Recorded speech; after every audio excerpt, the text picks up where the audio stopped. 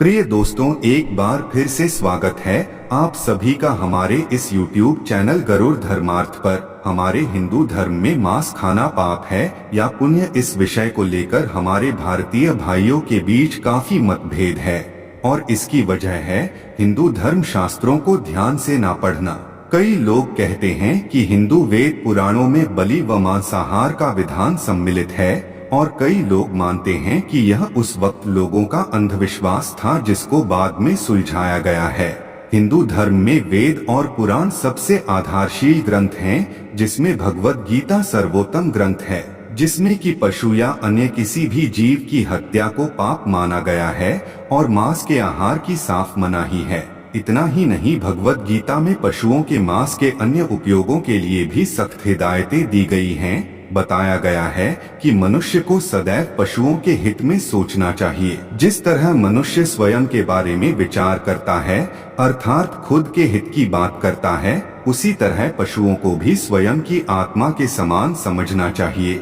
कभी भी पशुओं पर किसी प्रकार का अत्याचार नहीं करना चाहिए। इन सब बातों के साथ हम जानते हैं कि आखिर वेदों में किस भोजन को उत्तम माना गया है, अर्थात शाकाहार या फिर मांसाहार, कौन सा भोजन करना चाहिए। हमारे हिंदू वेदों के अनुसार अहिंसा को परम धर्म माना गया है, अर्थात ऐसी हिंसा जो किसी जीव के द्वारा अत्याचारी से आत्मरक्षा के लिए ना की गई हो। इस प्रकार की हिंसा को बहुत बड़ा अधर्म माना गया है और मांस का भोजन हमें इसी प्रकार की हिंसा के द्वारा ही प्राप्त होता है, जिसके चलते हमारे सनातन धर्म में मांस को खाना सबसे बड़ा पाप माना जाता है। महाभारत में भी मांस खाने वालों की बहुत घोर निंदा की गई है। मांस के विषय को लेकर हमारे हिंदू पुराणों में कुछ श्लोक काफी प्रचलित हैं, तो आइए जानते हैं इन श्लोकों के अर्थ के बारे में। स्वमांसम परमांसेन यो वर्धेतुमिच्छति नाति क्षुद्रतस्तस्मात् नृशंसत्रो नरः। इस श्लोक का अर्थ है कि जो मनुष्य दूसरे जीवों के मांस से अपना मांस बढ़ाना चाहता है, उससे तुच्छ और निर्दयी कोई नहीं हो सकता। अर्थात जो लोग मांसाहार भोजन करते हैं वह सभी कार्यों में से निंदनीय कार्य करते हैं। ऐसे मनुष्यों के हृदयों में दूसरे जीवों के प्रति निर्दयता की भावना सदैव प्रबल रहती है। अदृश्यः सर्वभूताना विश्वास्यः सर्वजंतुषु साधुना सम्मतो नित्य भवेन मांसं विवर्जयन्। इस श्लोक से तात्पर्य है कि जो मनुष्य मांस खाने का त्याग कर देता है वह सभी जीवों में विश्वसनीय और साधु संतों के आशीर्वाद का पात्र होता है। भगवान बृहस्पति जी भी एक श्लोक में कहते हैं कि जो मनुष्य मांस एवं मदिरापान का त्याग कर देता है उसे यज्ञ, तप और हवन, इन तीनों का फल मिलता है, क्योंकि सभी जीव जंतुओं को अपने प्राण अत्यंत प्यारे होते हैं और जीवन दान देने वाले को तीनों लोकों में सराहनीय माना जाता है।